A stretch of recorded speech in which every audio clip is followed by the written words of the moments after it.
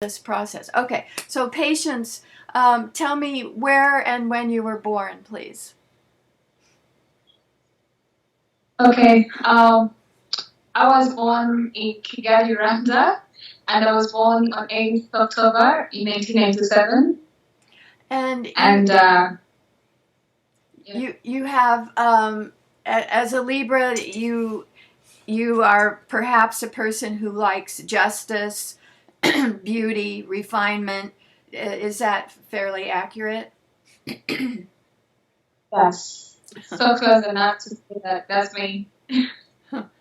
Um, you have six brothers and five sisters, Yes. and you're the firstborn. So I wondered how that affected you to be, like, in some ways, probably a second mother who helped care for all your siblings. Yes. Definitely. I would say it's an automatic responsibility to every child born as a firstborn.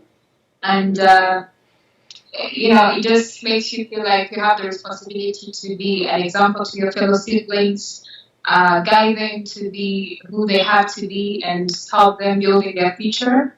As I would say, another parent to them. So, and also making sure they're taken care of. So I would say, yeah, I do take that responsibility as the first one. Hmm.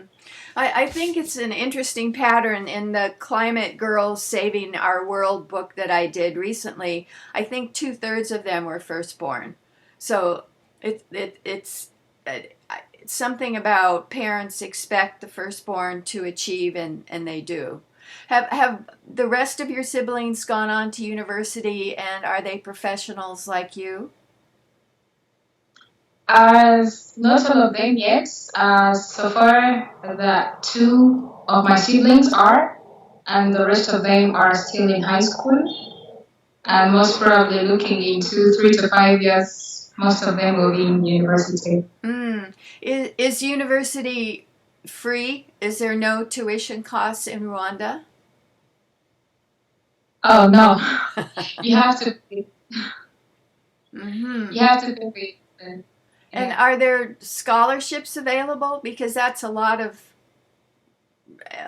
a lot of load on the family to send all those kids to college. Yes, scholarships are there, and they're there for those children who perform well and also are not privileged to, or they don't have the means to continue their studies. So there are government scholarships, there are private scholarships, and also individual or foundations that do offer some scholarships as well to those kind of students. Mm. Um, when you were growing up, was there an emphasis on you were going to do well in school and get into university? Was it emphasized, or did it get lost in the face of so many kids? Uh, Independence, because that was it depends on where you're growing from, either the environment and society as well, and also the family. And I'm glad from my family there was an emphasis for me to study and go to the university, but also the society that was uh, where we most of the people grew up thinking that a girl should uh, maybe like the least or the maximum classes you could have is high school, and then maybe from there you get married. So definitely you could get that coming back to your face or to you from the outside society. But then I'm glad that my family was emphasizing on me studying and finishing my university and as far as I can be able to study. Did your parents graduate from university? Sorry? I beg your pardon? Did your mother and father graduate from university like you? Uh, One of them, but not all of them, given the history of the country and different factors that affected they're growing, if I may put it that way. So your father graduated from university and not your mother? Yes. What other kind of messages did you get growing up about what it is to be a good woman? In your family, it was to take care of the other siblings, get an education so you can help provide for them. Were there different roles, like the girls do the cooking and the cleaning and the boys do the gardening? So the roles were different? Yes, definitely. That's a yes, because besides when I was still growing up, even up to now, we still have faced those comments, those messages from different kinds of people who still believe that a woman's role, a good woman should do, is being a good wife to a husband, or in a way that you're responsible for everything as home chores and cleaning, cooking, and taking care of the husband and the children. I mean, that stereotyping of a woman that has always been there, we still face that. But at home, I would still, yes, however much, because if I would share it from today, all boys and girls do the home chores. They don't care about uh, the guys, the boys are maybe washing the utensils or washing the floor, mopping the floor. So it's not a problem at home, but then the outside community and societies still, bring that up. And sometimes it just makes you feel like, you don't know, there's nothing else you should do or you can do besides being that woman they picture you to be. Why do you think? Why is your family so progressive? What do you think? What influences were there that your parents were different than the outside society? Okay. Maybe to start with, they grew up in the same communities as other people grew up in, but then I feel like the advantage that we do have as their children is they do read different things. They hunger to learn more of how they should nurture their kids, and then how best they can help them be the best of themselves. So I think having that component of reading, wanting to know what's happening, and wanting to know what's best for the child is maybe what helps them to be more progressive, if I may put it that way. So it was just something innate, something natural to your parents, that they were curious and were open to learning about how to be good parents. But it wasn't their parents, it wasn't their religion, it wasn't their schooling, it was just something about their personalities. I think so, because definitely in schools, in religions, even up to now, they're still depending, or they're still picturing a good woman to be that a traditional woman that all people thought a woman should be. So I feel like maybe there is that part of curiosity, wanting to know, and also making a step further to find what resources they can use, how best, or what other examples they can learn from. Mm-hmm. I'm sure it's not like they're perfect, but then they're making progress. I think it's interesting that you perhaps would, in partnership with your future partner, would limit it to 2 children. So you were thinking 2 might do it. Well, most probably, so it will. Well, the last decision will come from me as a person who will definitely carry on I would say, the biggest responsibility to carry them, and as my health as well. So, but also it's something that will have to be to inform him as as a person whom you're going to be partnering in that journey of nurturing those children. Right. I'm really interested that you come from Rwanda because it has the unique history of having the most women in government. The latest figures I saw were that the World Economic Forum ranked Rwanda second in sub-Saharan Africa, only trailing Namibia, with 61% women in the Chamber of Deputies, over a third in the Senate.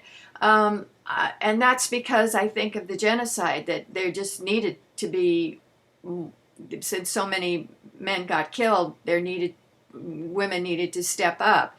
Is that what's been the effect on you growing up with such an advanced country in some ways? Okay. Maybe to start with, yes, many men were killed, and also women. But then I feel like by the time they were liberating the country, it's when people could realize that even women can be able to rebuild the country, which I think is one of the points that was based on while increasing the number of women in the parliament. So growing in that country, yes, it's something that we cannot take back because it's a history, but then it's something that we can learn from as young people and also women seeing a big number of women in the parliament. It's also an encouraging thing to help us reveal or step into that mode of, like, I don't know how I can call it, but, finding also our potentials and believing that women can and can do this. So I feel like it's an inspiration. It's something we have to learn from. And also it's something that we have to work towards, not to lose it. And also fighting to make sure that whatever happened in the past does not happen again. When I've mentioned to Africans, oh, Rwanda is one of the most democratic countries, then they said, no, the president has been reelected and reelected and reelected. So he's been in power so long that you can't really call that a democracy. Is that a fair statement or not? I would say, based that I'm a Rwandan and I'm allowed to vote, I would say that we Rwandans vote for the person we want to continue. It's not like it's dictatorship or anything like that.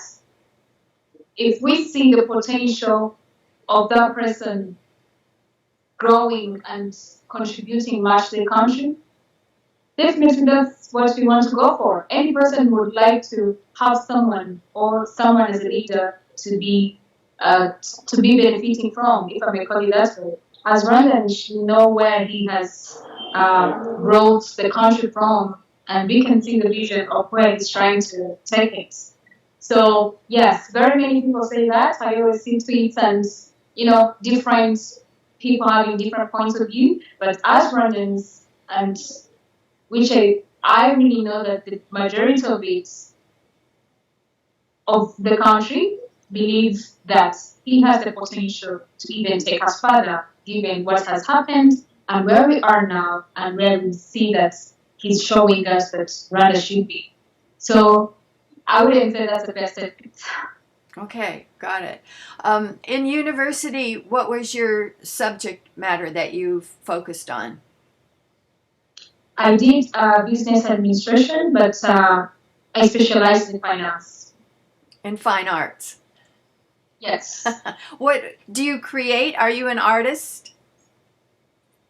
Yes, I am. Big time. What's your media? Sorry, I beg your pardon. Are you a painter, a ceramicist? What's your art form or forms? I do write poetry. I do write poems. So I do write short articles. I also used to do painting, drawing actually. And I think because of time and growing up, I kind of don't find the time to do so, but I still do recite poems, write them, recite them, and also, small blogs, small short articles, and publish them on Salty Zaytu, and my social medias. Mm-hmm. Um, and do you think of yourself as a feminist? Um, I'll answer that question in two ways. Reason being, there is people who claim to be feminists that maybe don't fall under my definition of feminism. In that case, I feel like when I'm talking to that very person with the point of understanding that they do have, and they're not willing to open their minds to learn more about it, in that case, I say I'm not a feminist. But then, by my definition or what I believe in, yes, I'm a proud feminist because I believe feminism is not about the superiority of women over men. I don't believe feminism doesn't take away that we are human beings, but then something that strives to for us to achieve equity that will lead us to equality. Mm-hmm. So in that definition, yes, I'm a proud one. And when did you start thinking that I am a feminist, studying about women's history or women's activism? Was that in university or before? I think maybe before the term was put to use, because I believe that feminist has been there before even the term came to existence. So, but about learning the term was when I was in university and being in different women's spaces and listening to different debates from social media, from those spaces of women's rights activists, and also men in general, talking about that, some opposing it, some, agreeing to being feminist. So I took step further to even learn more what is feminism, why feminism, where did it come from the first way to today, how it is, and then trying to see it in my point of view, what I believe in. Mm-hmm. So I would say started from the university, and I'm still exploring because I feel like I haven't fully mastered what it is and why it is there, and also, I'm still finding more resources to read and learn from different people and different materials already published. Are there women's studies courses or gender studies courses in universities in Rwanda? I haven't made a full research yet, but then I believe there's some, but most probably if they are there, I don't think they're in many universities because based on my university, they're not there. We have general courses like the general business administration, IT, medicine, or something like that. So I'm up to that to see if there are other courses that are related to gender and women's rights courses in Rwanda. But as far as I know, I haven't encountered one. But I believe probably that's which are there. Mm. Who would you say, what authors or thinkers have influenced your understanding of feminism? Are there particular books that you went, the light bulbs went off, oh yeah, that really explains da-da-da to me? Yeah, I would say the book of Chimamanda Ngozi, which is called We Should All Be Feminists. So I feel like she did try to explain what feminism is and why it exists.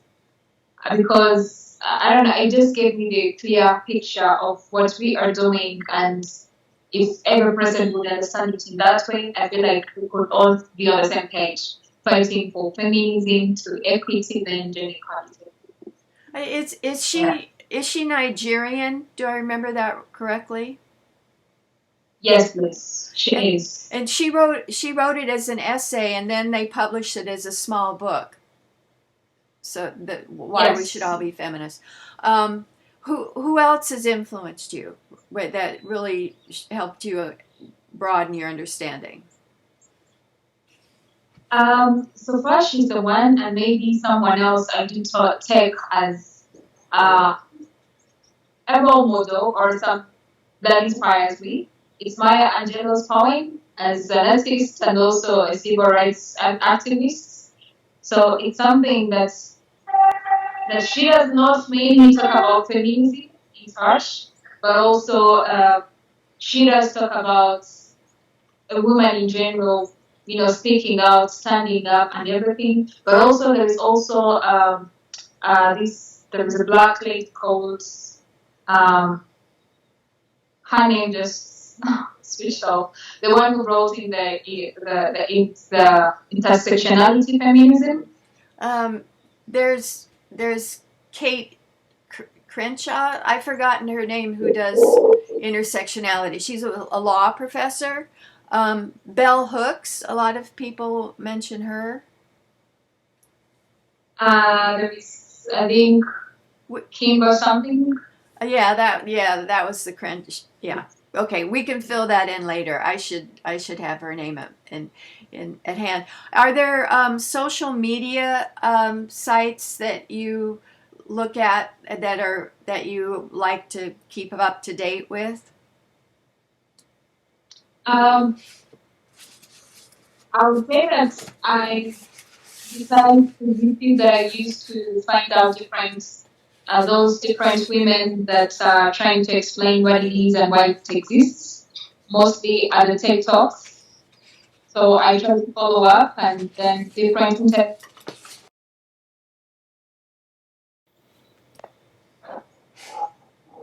Are we? Sorry for that. Someone called. So it stopped. Yeah. I read an article about West African young feminists, and they said that their gender issues that were really important to them as a group were gender-based violence, women's economic empowerment, and education, especially sexuality education. And they said that they were really concerned about unsafe abortions, child marriage, and not having access to sexuality education. So that's in West Africa, francophones. Would you say those? Yeah, I agree. Those are our main issues. Or what would you say are the main women's rights issues that you see? Yes, I would say that it's not too far from that, because that includes all of that, and also equal pay, distribution of unpaid care work, and then there is definitely the section of productive health. So I would say that's something that is an issue for women's rights that are fighting for, or that are trying to address and make sure that they are addressed, if I may say. So I believe, however much women are not homogeneous, but at some point we are all women and we face almost same issues. Besides that, before going to other groups of minorities in women's group. Yeah. In Rwanda, is there access to safe and affordable abortion, to birth control, to sexuality education in schools? Is that available to women? Yes, in Rwanda, we do have already an integrated curriculum of comprehensive sexuality education in high school, and we have youth corners in health centers where young people can be able to have friendly services, including contraception and anything they would like to know about their sexual health. And we also, in relationship abortion, we do have safe abortion is still illegal, but then it's legal under, I would say there are exceptions. Like the life of the mother. Yeah, like, yes, still illegal because if you do it when you don't have those exceptions, you're definitely going to be punished for that. So here is you're allowed to do that safe abortion at the hospital because the hospitals are the ones that do that safe abortion. And if you are falsely married, if you are raped, if you have a mental illness, if you're impregnated by the person who's the second ancestry, incest, the second incest, and also if you're under 18, you're a minor. So in that case, you have the right to access safe abortion. Besides that, yeah, you'll be punished for that as per law. Did you say that married women do have access to it? If they're falsely married, forced marriage. Oh, I see. Got it. And is it a feminist issue to expand access to abortion, or do you not hear organizing around that issue? Yes, definitely it's something that is being talked about by different women's rights activists and having of a reason, of every reason being the reason, because whoever decides to say that they want to abort, that means to them it's a valid reason. So it's something, conversations that are being discussed by different women's rights activists. Not all of them, but yes, some of them are carrying on the conversations. And yeah, we are still waiting. But so far, it's a great achievement, given that even those exceptions were not all there. Yeah. What are some of the other issues that you hear as are prominent from women's rights activists? What are they really? We need to work on A and B. Yes, most of the time it's being in leadership spaces and having an equal pay, definitely, and also issues related to unpaid care work at home, because still you find that people still believe that a woman should, however much she goes to work or everything, you still have to come back home, take care of the kids, and do all your home chores while men are doing nothing else. So it's something that is still a fight, if I may say, or let me call it a conversation that is being held and brought up on different tables, either to official state governments or private sectors and individuals, and the community level as well, because it starts from the community level up to the national level. So this is a conversation that is being held most of the time on different levels. When you think of women's rights organizations that are doing a good job and are in the forefront, which organizations do you think of? In Rwanda, there are very many.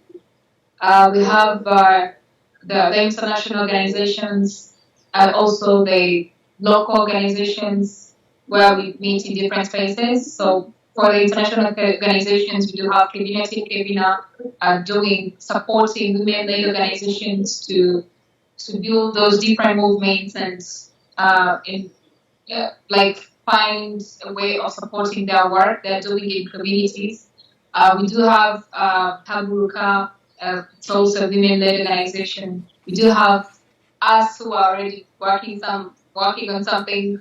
I would say, however much we're still young, but then we are also partnering with different and already existing strong organizations to build or advance women's rights.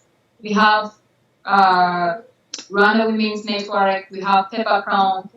We literally have a couple of them working on those different issues and bringing in a component of male engagement to make sure that we are all on the same page. There was in 2021 a gender equity big conference where they tried to create a manifesto for feminist issues. Were you involved in that in any way? No, I was not in that conference, but then I believe probably in those different spaces where we are able to meet different organizations with different level of power, if I may call it that way, they still go and represent us in those conferences. What about UN Women? Is that an active group in Rwanda? Yes, we do have UN Women in Rwanda, and it is also partnering with local organizations to support their work as well at the community level. Well, let's talk about the organizations that you've been involved with. Specifically, you're a Rise Up leader in Youth Champions Initiative. What's that? Yeah, it's there is a youth champion incubation or initiative prepared by Rise Up and also supported by Packard Foundation. So it's a space for us to improve or build our capacities around sexual and reproductive health and gender-based violence, or to achieve gender equality as well. So we tackle different things, movement building, different components that helps us to do our work and to do it better.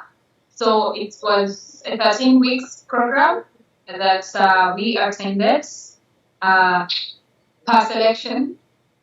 So it is made of young people, youth under 30, and then we were able to, share experiences from different countries across the world. And then, we are still under the process as well with their supports, which is a long-term thing and helps us to build us as better leaders and mostly as better women rights activists, if I can put it that way. When was that get together? When did that happen?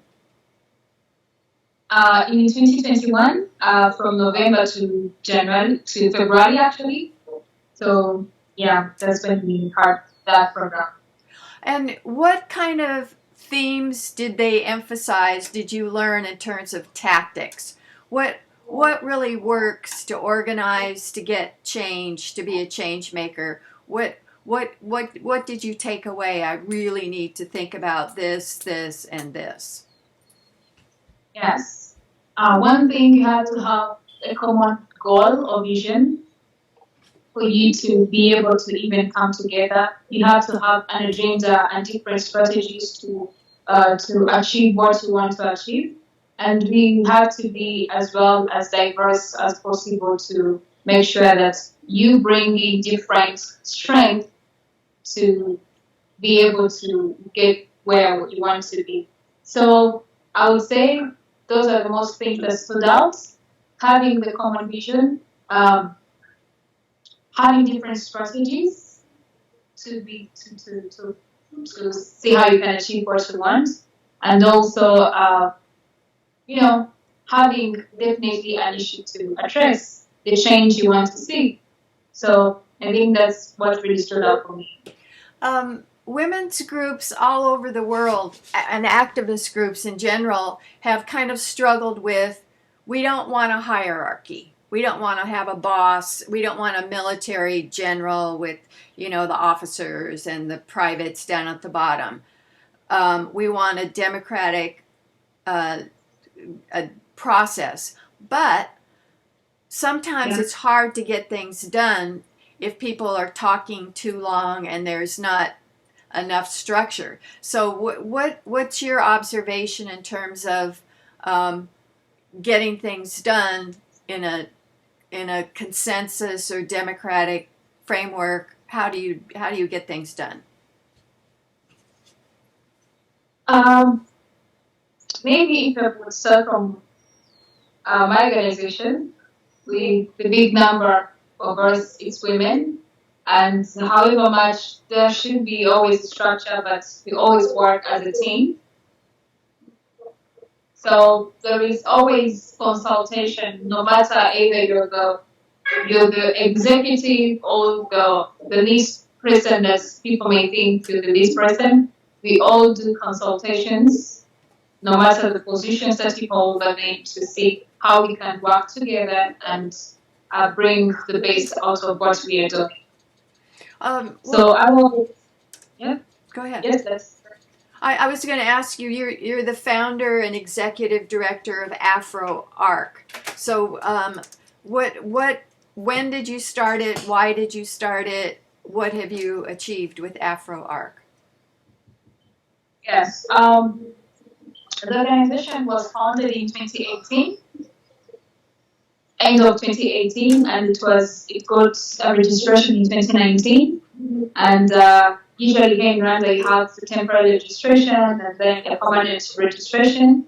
So we got our permanent registration in 2020, and legal personality, you might call it that way. So so far, we've worked with different organizations and done a couple of things in relation to sexual and reproductive health rights and services, HIV prevention and management, sexual and gender-based violence, and also creating women's spaces, safe spaces for young women, mostly adolescents, girls, and young mothers.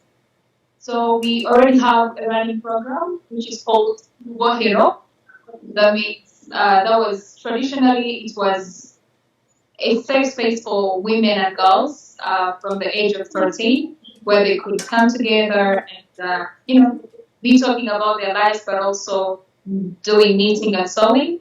So we use the same approach today that we are doing, but then we use that opportunity of having young women together to share different experiences and information related to their rights, including sexual and reproductive health, including their gender and the violences that they face in their communities, literally including most of the things that's issues and solutions around women.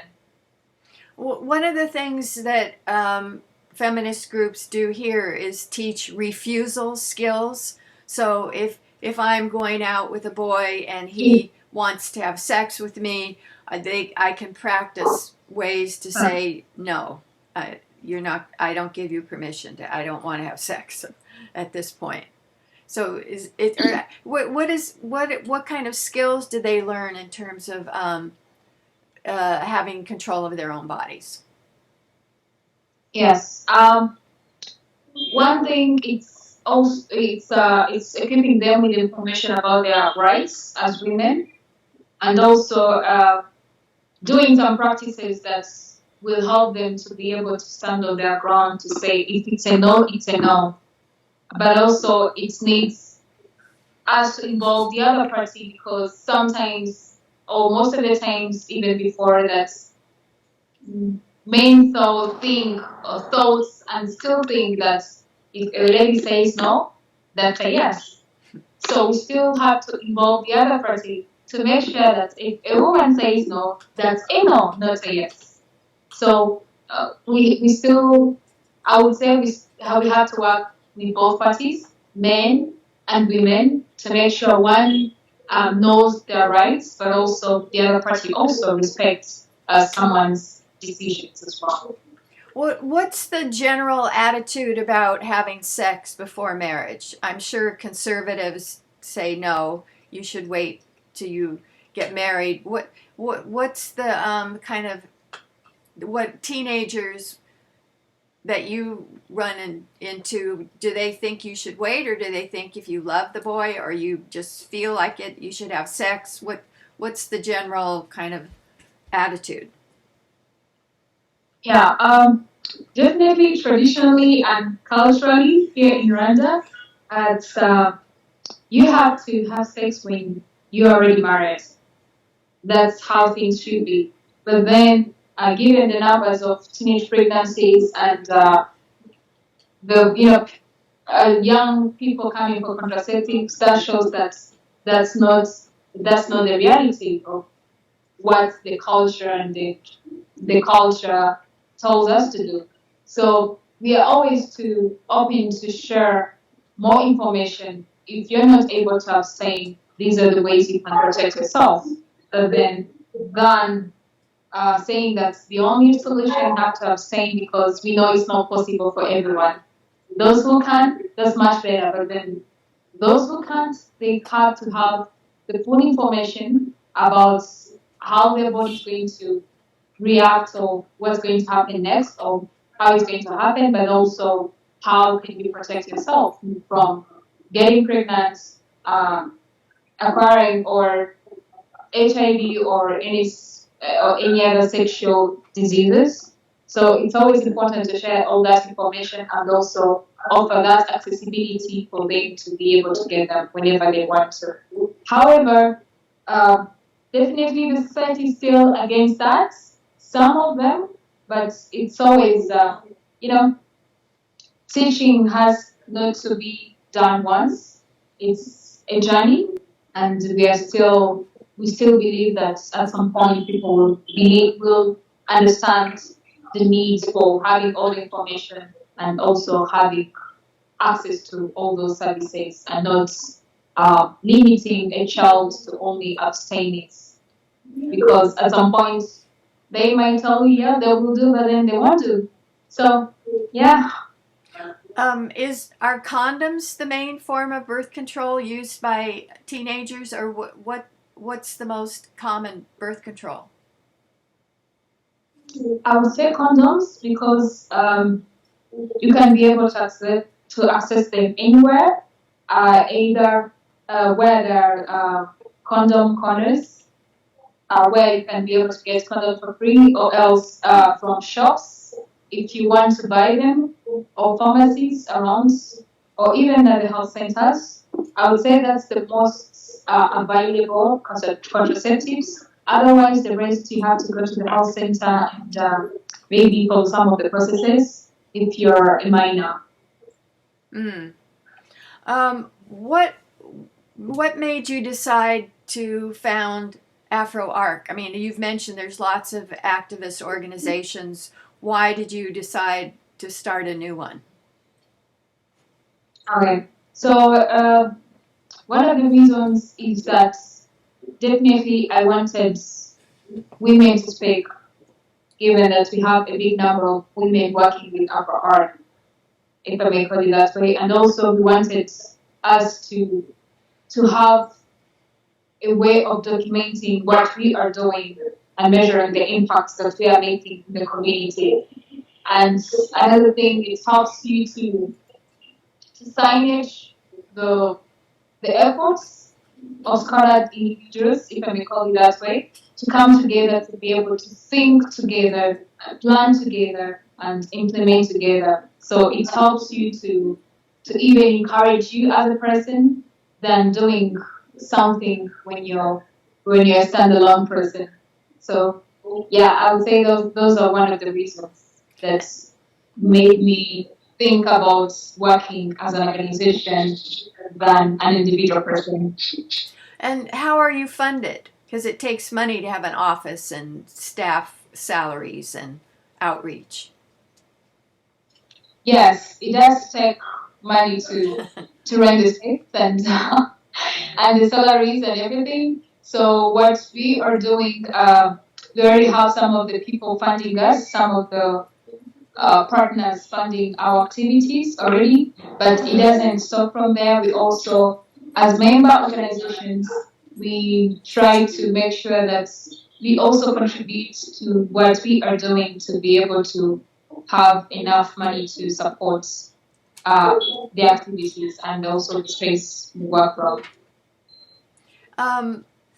How do people react to you as a young woman being an executive director? Like when you're talking to potential fundraisers or government officials or whatever, how do they react to you as a young woman? Oh, well, most of them get shocked because they expect probably someone old and big, given even my size as well. So they most of the times get shocked, but then as time goes on, they get used to it. And one thing, some of the people are even get proud to see young women standing up and being a leader and leading a whole organization and other people as well. Yeah, there is always an advantage and disadvantage or even well. Yeah. Do you have any suggestions for other young women leaders about how to be taken seriously? How do you present yourself or make the pitch for the funding or whatever in a way that they'll pay attention? Yeah, one thing I would say you have to have your purpose and be clearly, be able to clearly explain it because however much, yes, people might look at your size, might look at your, undermine you for your age, but then if you're talking sense of what you are doing or what you want to do, it will, at that point, age won't matter. So it's what you say. So one of the things that I do practice public speaking. I do try to see how I organize what I have to say with what I'm doing and what I want to do as well. And another thing, I have to build that self-confidence. It really matters a lot because when you are not confident enough, and then there are other factors that will make you be underestimated by other people, that will crush you even whatever you have to say, you won't be able to say it. So building your self-confidence, practicing your public speaking, and organizing what you are doing to be able to present it. What's the influence of tribal background, like Hutu or Tutsi? Is that, do you have to be sensitive to people's tribal affiliations, your tribal affiliation, when you're jockeying these kind of power positions? Is it still a factor? No, it's not. Yeah, because as Rwandans, we believe that being there, it already brought divisionism, so and partition, which later led to the 1994 genocide against Tutsi. So today we believe in being a Rwandan, and we have to feel that we are all Rwandans than thinking or being sensitive about the tribe, thinking or seeing someone in a tribe or class or something like that. So you don't have to be sensitive about that. You all have to believe in yourself and just having you being a Rwandan and being proud of it. That's it. But do people know because of your last name or whatever, do people know your tribal affiliation or background? Not at all. Because we all share the names. We all literally, you'll find that even random names are almost for every person. So it doesn't matter. Mm-mm. Yeah. It doesn't reflect anything. Is there a light in the room because it's getting dark in your room? Oh yeah. Let me see if I can switch. Thank you. That's great. Whoop. There. That's great. Huh? Yeah, perfect. Thank you. You're also chair of the board of AfrYAN Rwanda, AfrYAN. What's that? And that's a youth network in Rwanda that was established by UNFPA, I think the first time from Zambia. And then there are different chapters in different African countries. And then today we have AfrYAN Rwanda, which I'm also sharing. So it's a network of youth-led organizations where we are able to, I would say, as AfrYAN, to build the capacities of those youth-led organizations, guide them, and also have a collective voice as a network of different youth-led organizations from different parts of the country. So I would say it's a good platform to learn and to share your experiences and teach others as well, mostly the young people. What Yeah. in the discussions? What are the goals? Are people wanting to get youth elected to political office, or to have tuition and education fees reduced, or what do you hear as this is what we're really? These are our issues as African youth. Okay. So maybe from AfrYAN, Rwanda, we do have three main intervention areas. We work on gender mainstreaming, we work on youth empowerment, and we also work on sexual and reproductive health and HIV prevention and management. So all that helps us to tackle most of the issues that youth face in general, and then but also going deeper to different to diverse youth in different areas of the country. So most of the times it's having a collective voice, doing the advocacies and building those capacities of those youth in the communities and those organizations that are made by youth. So I would say those are the main things we're doing, and main goals are seeing youth being engaged in different spaces for decision making, because we believe that there's nothing for us without us. Mm-hmm. In the West, there's a lot of interest among youth in gender fluidity. I don't really identify with being 100% female or male, and my pronouns are they, and I'm thinking about being this or that that's different from how my gender was assigned at birth. Do you hear those kind of discussions, or is it not so prominent? Yes, there, and maybe from different social medias, but also in the country itself, because there are people who say that maybe no, I'm not female, but then born female, the different gender identities, and maybe the cisgenders and all that. Yes, they're there, and yeah, I would say yes. It's not only in the West, but also in Africa. Probably among educated youth, I'm guessing. I beg your pardon? I'm guessing that there's more discussion of gender fluidity among educated youth. Yes, there is. What about if someone is LGBTQI? Can they speak up and be proud, or do they have to kind of hide it? Yes. As in Rwanda, we don't have any law that discriminates them. The LGBTIQA plus community. So we also don't be like there is any certain law that just says these people have to, they have to be like this or something like that. So they're humans. That's one thing.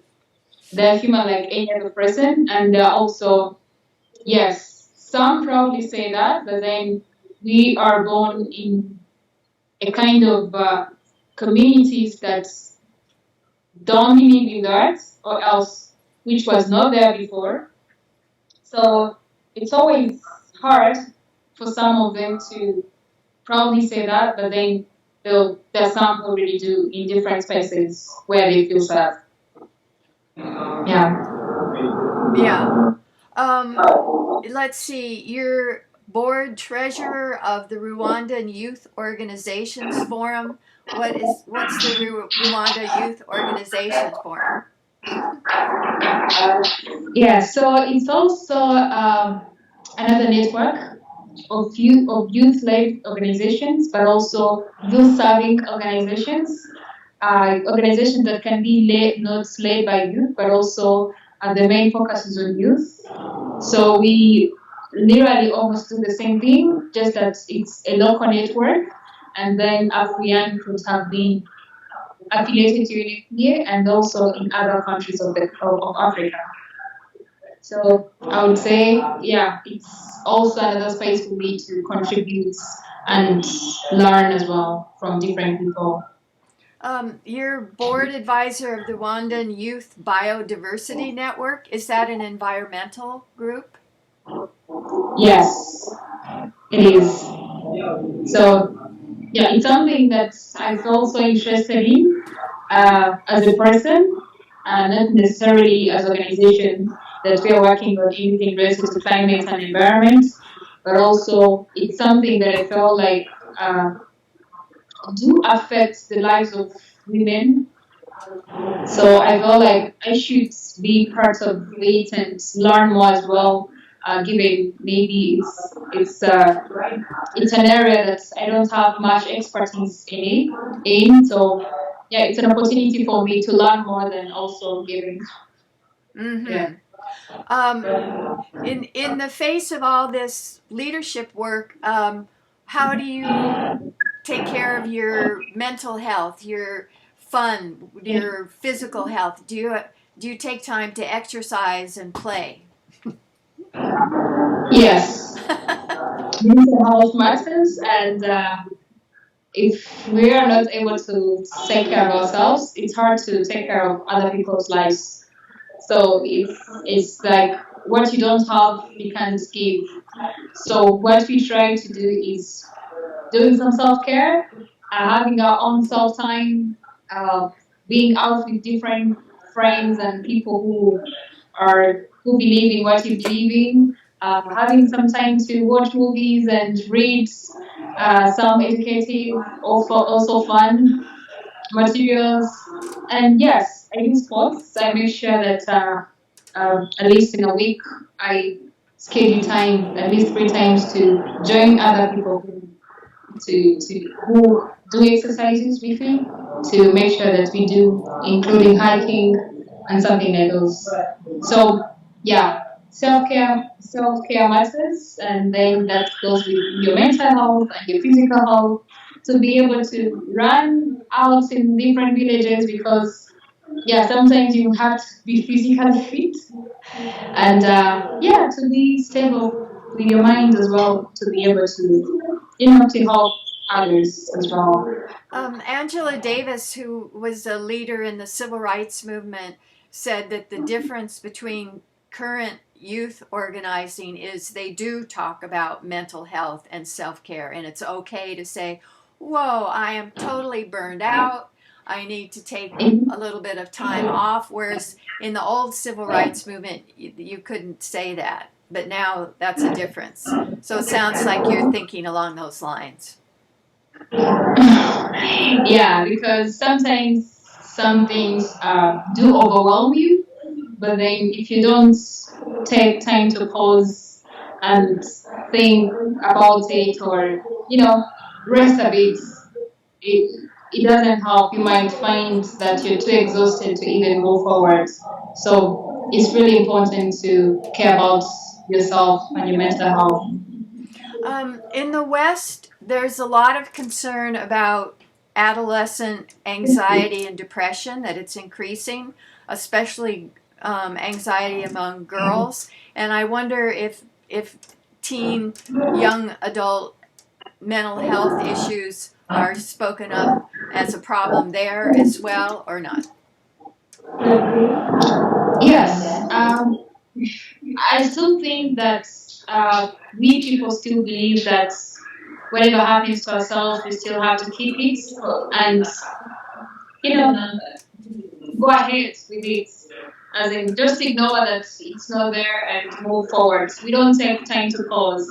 So, which I think we all have that pressure, both teenagers and also the adults, and mostly teenagers that they have a lot of things that going on in their lives, and also, you know, the hormones that, you know, makes them feel pressured to given the situations they're in, but then also the adults. So yeah, it will still increase if we don't feel like mental health is something we should talk about, and also we should address and find ways to make sure that we are really healthy mentally. So yeah, and it's still a norm to talk about mental health, and still believe that it's a Western thing. Some academics emphasize that the cause of the increasing anxiety and depression is social media. So you look better than me on social media. You're going to more parties than me. You Photoshop your Instagram and you look fabulous, and that makes me feel bad or something. So are people talking about the effect of social media, Instagram, on youth mental health?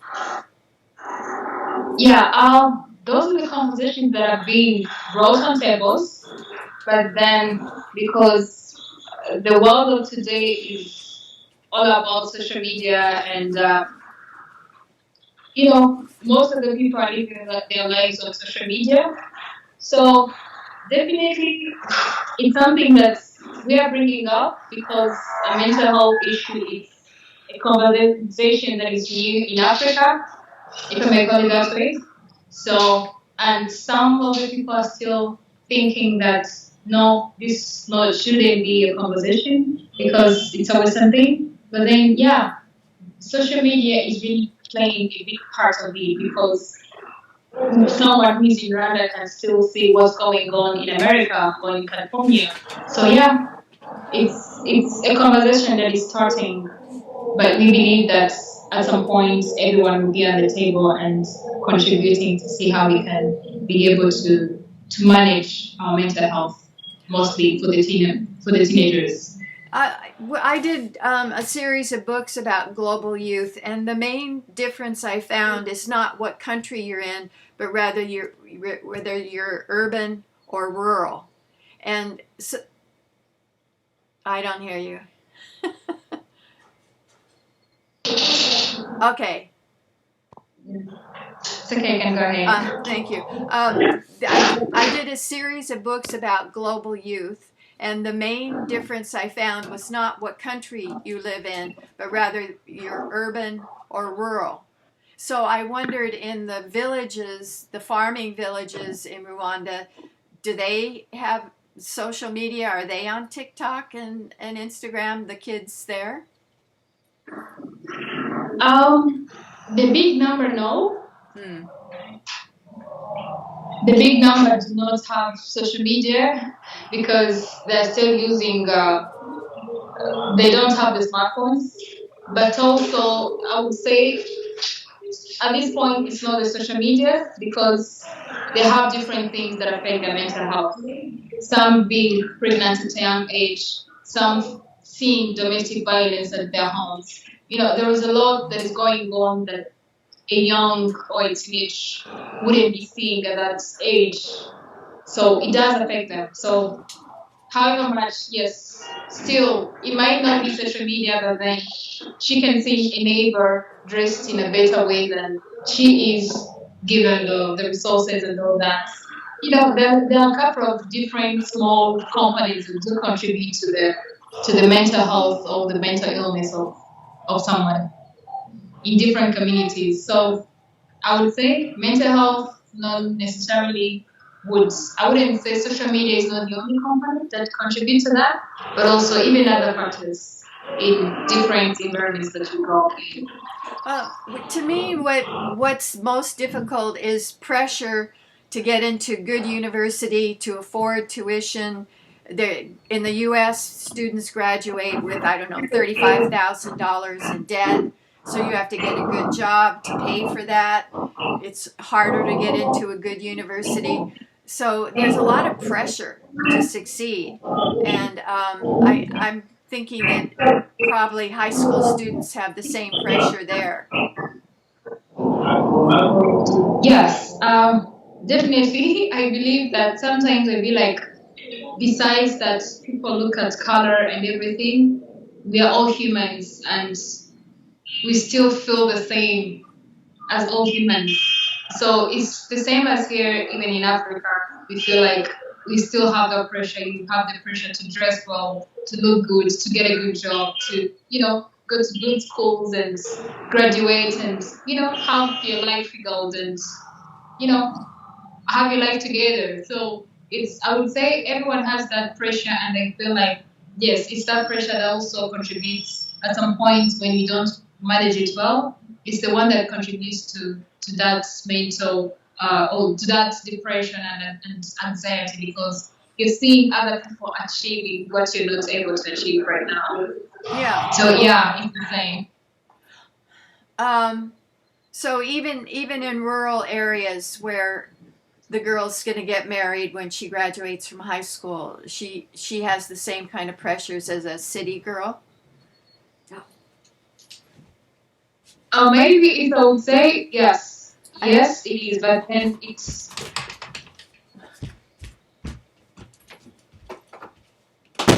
Sorry, I have a puppy, and she was biting me, so I had to put the puppy out. Oh, I'm sorry. Yeah. So I was saying that yes, it's the same. However much the levels are different, because it maybe I'm looking at getting well dressed as maybe someone from a rural community, but a city girl is going to be looking at now the new brands that exist. So for where I find that maybe the girl in the rural community doesn't know about those brands. So however much the pressure is the same, and just that we are all pressured towards different things, if I may say. Yeah, Yeah. I think pressure is the key word. Where do you see yourself 10 years from now? What will you be doing 10 years from now?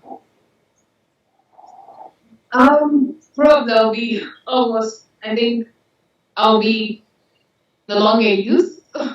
It may be at the age of the global age range, and maybe also maybe in Africa I'll still be a youth, but also I'm looking at I don't know, having heard an impact to the community that we are working for, and I don't know, even if it could be one to two, three people saying that, yeah, I've been here and here I am because of this or because of these people. And also, I presume most probably I might have a family, and I don't know, maybe with my two kids, if it happens as I plan.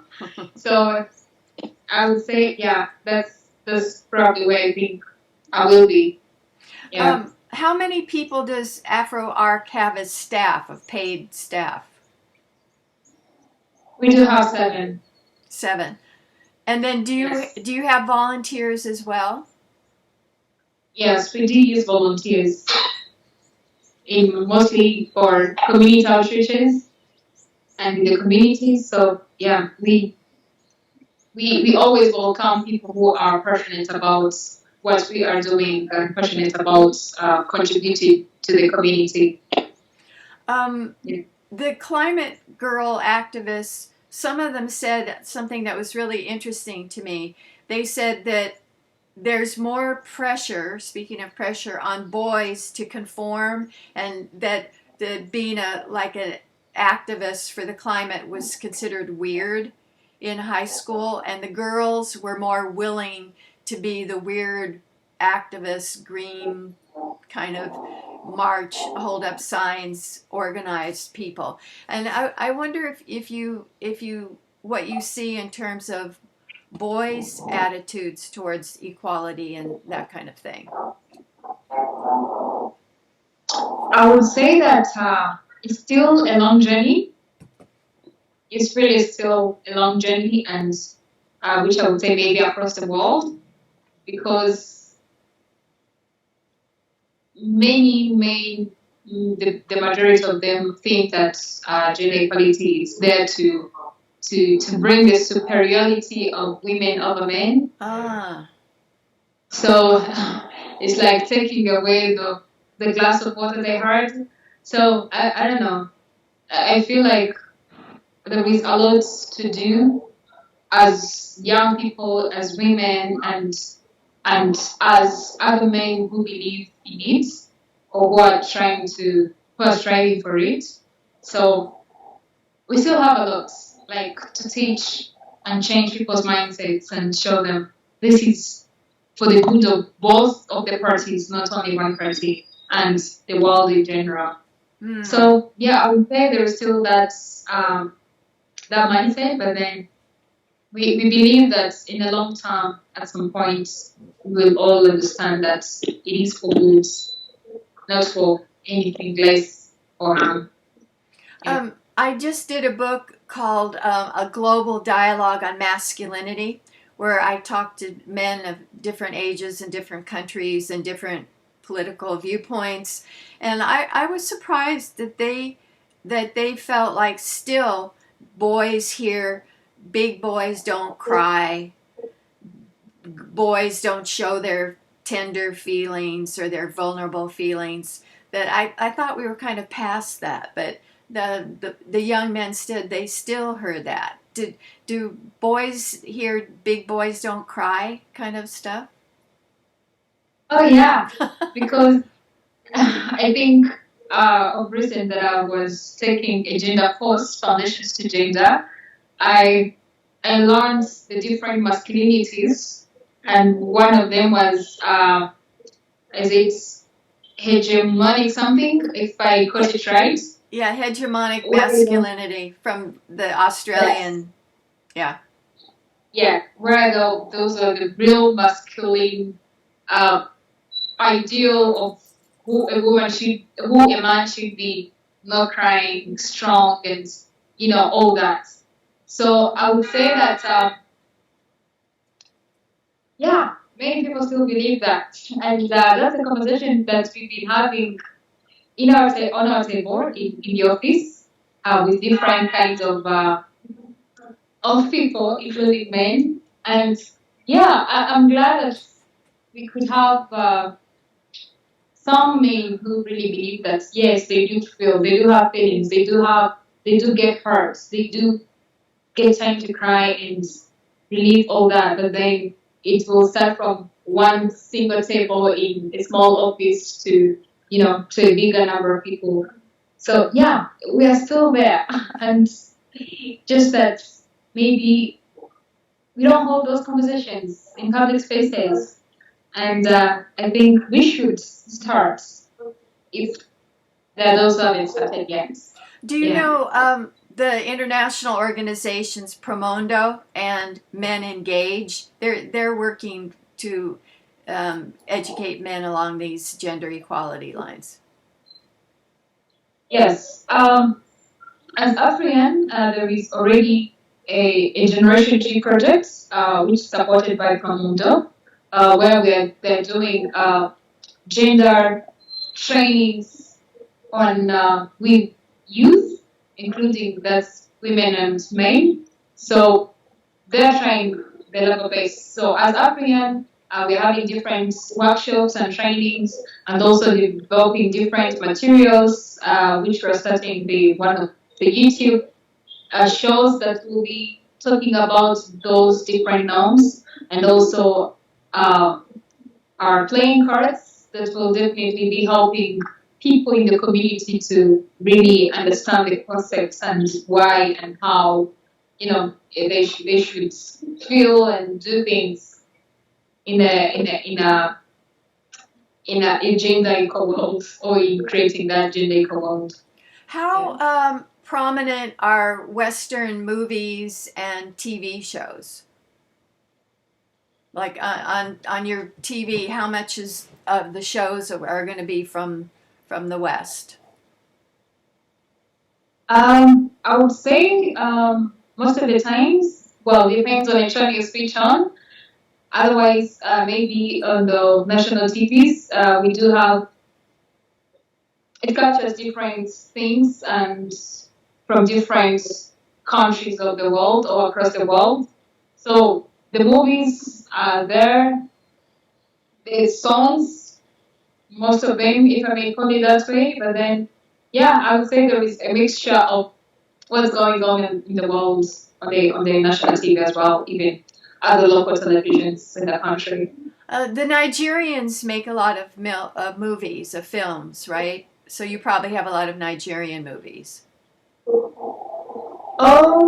Yeah, they do, but I do watch a few of them. Yeah, I'm bringing that up because I think that TV and films do a lot to inculcate and teach gender roles. So Yes. yeah, I'm what this is a different question, but what language do you speak at home? We use our local language, Kinyarwanda. And do you know other languages as well? I mean, you're bilingual. Are you trilingual? Yeah, it's English and also French as a beginner. So the rest is picking up a few words from across, different kinds of people. In university, did the professors lecture in what language? They usually like lecture in English. They usually lecture in English. That's the main language, but also sometimes they have to mix in Kinyarwanda for a full understanding of what he's teaching or she's teaching to the students. But English is the main language. Is there anything else that you think people should know about how to organize young women, about feminism that we haven't talked about? I feel like one thing we have to have that space to even talk about and harmonize what we believe in, what we are striving for, because even women themselves they're still on different paths, if I may call it that way. I feel like we don't all have a full understanding. So it's always good to have different spaces, trainings and workshops to be able to understand the concepts, different concepts and what we believe in, and also in the context of our country, if I may call it that way, and also seeing what our common goal is. Then from there we can be able to organize them together and also, working together, combining the efforts, so synergies, I feel like that's all we need as a foundation. Some people are influenced by post-colonial feminism, where they really emphasize we need to make our own culture and not be so influenced by the colonial imperial influences. And I wonder if that's part of your thinking as well. Oh, yeah. Just as the different, I would say, different religions, maybe that was maybe in the start one religion and then another religion came from the other religion. It's always different beliefs that makes all that. So to me, what matters is the change you want to see as a whole, and also I don't know, just having that time to learn from each other with whatever you believe in, and then finding ways to harmonize what we all believe in that is beneficial to all of us, that we are all fighting for. Because at some point, I also feel like there is a power under where some of the people feel like, yes, now we have the power, but then we are misusing it. If you do understand my point. Yeah. We have no power. We get the power, but then we are misusing it, which at some point, some other people who are not part of the movement organization feel like that feminism is threatened to them because of different perceptions and what they're seeing on the ground. So I feel like all those conversations should be held to have a clear understanding, learn, and you have to keep learning. And yeah, that's what I would say maybe. Great.